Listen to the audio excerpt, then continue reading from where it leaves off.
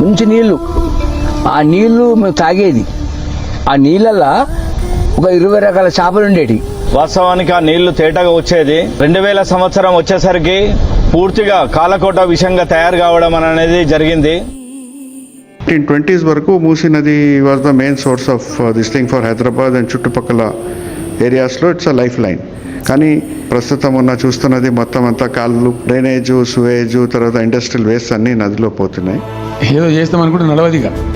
ఇయ్యాల దాకా వేరే కథ, రేపటి నుంచి వేరే.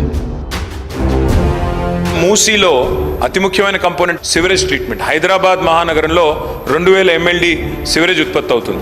100% సివరేజ్ ట్రీట్మెంట్ 3866 కోట్ల రూపాయలతో మేము చేశాము. 15 బ్రిడ్జిలు మంజూరు చేసి ఆ బ్రిడ్జిల కిందనే road cum check dam, road bridge cum check dam, కింద చెక్ డ్యాము, పైన బ్రిడ్జు మంజూరు చేసింది కేసీఆర్ గారి ప్రభుత్వం. కానీ ఒక్క పేదవాడి కడుపు కూడా కొట్టలేదు, ఒక్కరిని కూడా మెడలు బట్టి బయటికి తోసి ఇబ్బంది పెట్టలేదు.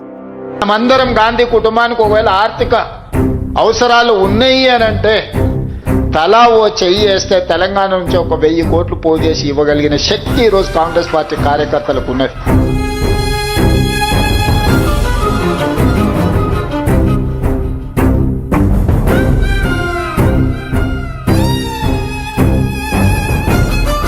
ఎట్టి పరిస్థితుల మూసీ నది ప్రక్షాళన చెయ్యవలసిందే. బంగారు కలల్ని గుండెలో గాయాల్ని కడుపులో దాచుకున్న